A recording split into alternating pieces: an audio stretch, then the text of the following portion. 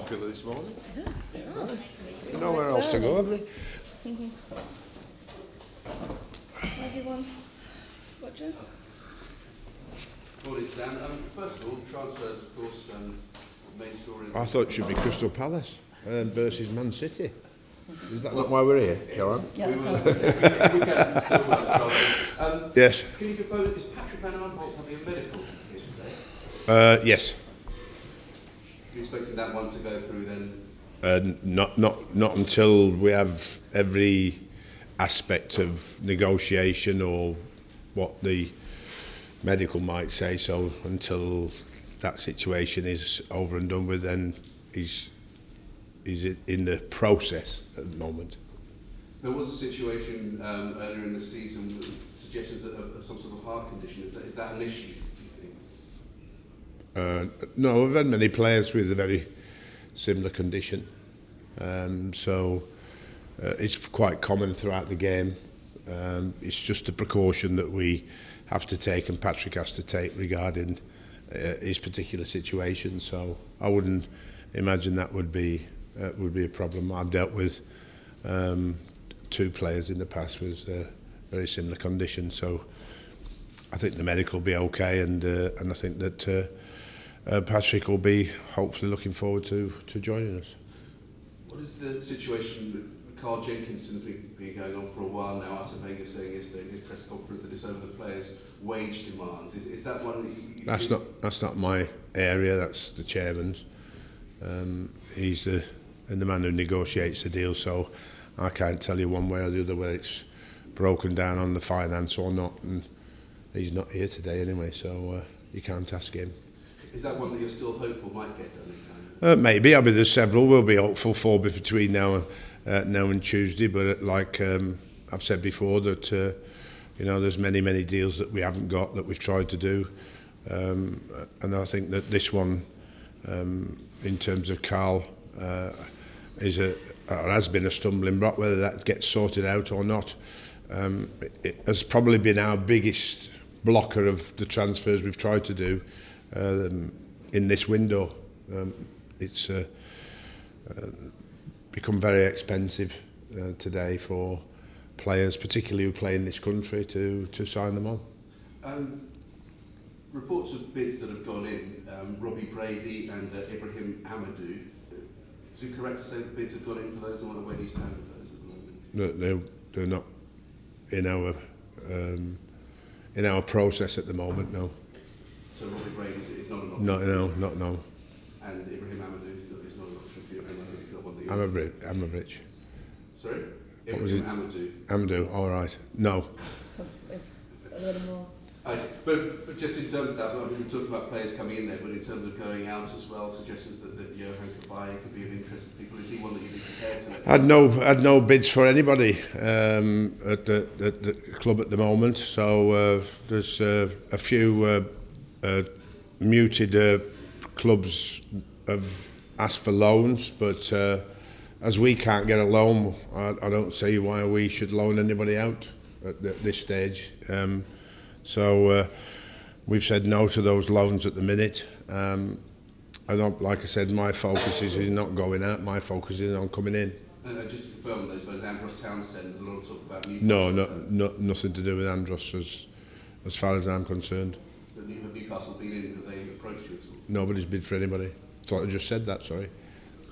Okay, well, the window closes on Tuesday, of course. You've got a game that day as well. Are you hoping that your business might be concluded ahead of that, so you haven't perhaps got that distraction of wondering who's coming in or not on match day? I think that normally it won't be concluded by that day, because that's a norm for football clubs who are struggling at the bottom end. You keep your window open as long as possible. There is a time for me to switch off on Monday and leave that to the chairman, and if he completes anything between Monday evening and Tuesday evening after the game, he will have done all of that. And me, well, I focus on the game against Bournemouth. It's a particularly awkward situation that didn't have to happen, but I suppose you need to ask the fixture man and the Premier League why they decided to play a game on the last day of the window. it's not healthy, it's not good for us all, makes life more difficult for us all. But you'd have to ask them for the reasons why they've chosen to play a game on the Tuesday when the window shuts on that day. So they can explain why they want to do that. So when you get the answer, I would love to hear it. So will you tell me? Because I get a blank when I ask. Have you asked the question then? Yeah, many times, because it's not the first time it's happened, but you know, it's a particularly delicate situation, and we don't need to have that delicate situation. Wilfred Zaha, disappointed for him that Ivory Coast have gone out of the Cup of Nations, but is that good news for you? Will he be in contention this week? I would hardly think so, after playing all those games and travelling all that distance from back from the African Nations Cup. We would more want to protect him this weekend and see what his recovery, see what his fitness levels like, see what he's been doing in training, how he's gone with the games, how much has he enjoyed it for the first time, playing for his country, and then assess him from there, and then bring him back into the squad as soon as possible. If that's possible for Tuesday, that would be great. If it's not, then we take our time and we don't rush a player back that may get injured by the fatigue he's had with all the games and the travel he's experienced. Was there a bit of relief on your part when you saw that they'd gone out of the competition? It wasn't a relief, no. I mean, I accepted that they were going to the African Nations Cup, which I've done for many, many years, of course. And Baki Sako was on his way back as well. Like, you know, it's strange how you never mention him. You mentioned it. Yeah, it was just though, isn't it? It's very strange how a very important part of the squad, who's been injured sadly a lot, but could play a massive part in keeping us up, is back as well. So I see it as two new players in the squad in this window. We've missed them while they've both been away, and hopefully when they get back they can have a big impact on the team and the squad, and our fight to stay in the Premier League. And the last round of the Cup against Baltic made a lot of changes for the replay. You said your priority, of course, was staying in the Premier League. So does that priority remain that way in coming up against a team as strong as City this week? Well, put it this way, if we didn't have a game on Tuesday, which we shouldn't have a game on Tuesday, then there would be no need to talk about rotation. But as we've got a game on Saturday, which it was going to be Sunday, but we decided that we didn't want it Sunday, we wanted it back to Saturday, so we refused the TV, and give us the best chance to do the best teams for tomorrow against Manchester City, the best team for Bournemouth on Tuesday, and then the best team for Sunderland the following Saturday. So we've been given a very difficult situation. Somebody decided to try and make it even more difficult. In all fairness to the chairman, he said no. So we're trying to manage a very difficult situation in the last 2 days of a transfer window and 3 very big games, because when you play the FA Cup and against Manchester City, it's a massive game for us all. But a rotation of the squad will be happening in the next 3 games. Do you think City will take a similar attitude, given that obviously they've got priorities in the league as well? I can't think or even imagine what Manchester City or Pep is going to do with his squad, but whatever team he turns out is full of international players of the highest calibre. And we saw what they did to West Ham in the last round, so we have got a hugely difficult game tomorrow. One we'll try and go out and win. But it isn't the most important thing to us. Our priority at the football club is the Premier League, but we will go and enjoy ourselves and try and do our best for ourselves and the fans tomorrow. Thank you. Will? Morning, Sam. Firstly, just any injuries, any players coming back that are adding to the squad? We've had a slight injury to Scott Dan, who's fitness testing this morning. Julian Speroni, who's tweaked his knee. Fraser Campbell's back in training, and I think that other than that, there's the long-term injuries that will come back if and when. Our goalkeeper Mandanda started some training, so he'll be back in the squad. With Scott, obviously he's the team captain with those important games coming up. Would you be maybe err on the side of caution and not risk him, even if he is coming? Depends what he says. It depends what the player says. You know, I mean, the medical staff and the doctor can tell us you know, what are the risk values is the player really in the end makes the decision, and whether he's 100% or not capable of playing in the game. He knows his own body, especially Scott and people who are experienced and have you know, been through this situation before. So speaking to him and talking to him will give you an indication on whether we do play him or not. Just speaking about Remy, obviously he's come back, he's made a little bit of an impact. You're hoping that he can kick on and help this side with some goals over the next few games as well? Yes, I think we need to hopefully continue to convert more chances than we're creating at the minute. We create some chances, but not converting them well enough at the moment. My still priority is stop the balls going to the other end of the net.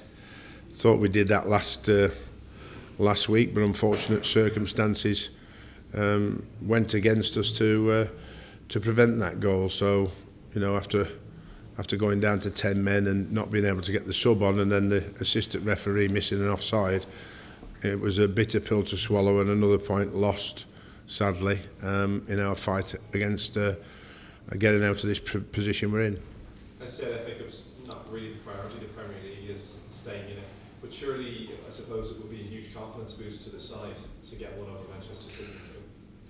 Well, it'd be a huge confident boost if you beat Man City at any time, anywhere, any stage, like, you know. But, you know, at the end of the day, if we beat Manchester City tomorrow, and somebody said, "Would you prefer to lose to Manchester City and Bournemouth?" you know what my answer would be. Have you been surprised at Manchester City's form? I think it's Manchester City's. Really about Pep adjusting to the Premier League. I think it's a big adjustment for a player when you arrive in this country, when they come from abroad. I think it can be a big adjustment for a manager until you find your feet and find out what it's all about. It's not something that's very easy to do as a player, and I don't think it's that easy to do as a coach when you come for the first time. As good as he is, as we all know, I'm sure sooner or later he'll get it absolutely spot on. Lots have been made of Manchester City's defence, especially the goalkeeper, Claudio Brella. Is that one of the areas that you'd be maybe asking your players to put pressure on during the game?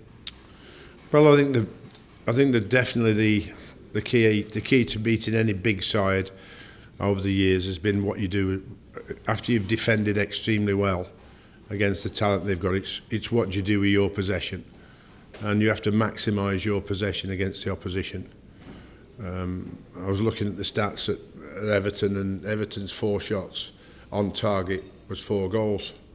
So it's a very unusual stat, by the way. But so if we're anything like that we get into the opposition's penalty box, we have to be very clinical on the day, because against the big sides you get fewer chances than you would in normal games. So we'd have to be very clinical, but the defensive side of it is the first priority, about nullifying the talent that they have.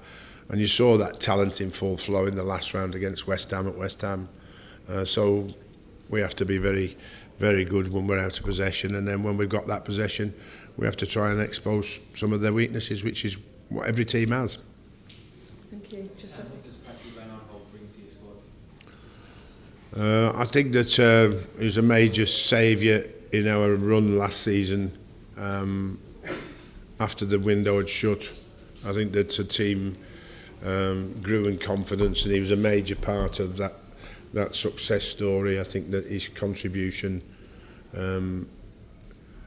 in terms of assists and goals was massive, and when it come to defending, he got better with me and listened to what we told him about where his weaker side of his game was, and he took that on board and made it stronger. So we've got a very good player in possession with great energy. Him and Schluppy have increased the speed and the energy levels of the side and the squad, which is very important at this level that we're playing. So if everything goes well, touch wood, and he does sign, then I look forward to him joining me again. The fact that you worked with him before, does that help because you know everything about him? Well, it's a great process to know the player that you're going to be working with because you've worked with him before, particularly in this window, because I know what he can do. So I'm not apprehensive about Patrick playing for us if everything goes okay, because I know exactly what he can do. What I have to make sure is I get the maximum out of his talent, because he is a big talent for me. He's been back in the training ground recently. Sorry? Is there any update on his recovery? Not at the moment. I think it's you know, I think he may start a little bit of rehab shortly, like, you know, but you know, obviously it's very sad for him on the incident that happened. We didn't really have any cover for that position, and so we've now strengthened that position down the left hand side with 2 players now. So we've got 2 players who can play left back comfortably. Everybody's thinking, why did you get 2? Well, if one gets injured, we're back to where we were in the beginning. So there's notwithstanding that when you build a squad, you put 2 players in each position, and we've got that now. Okay, thank you. That concludes the broadcast section.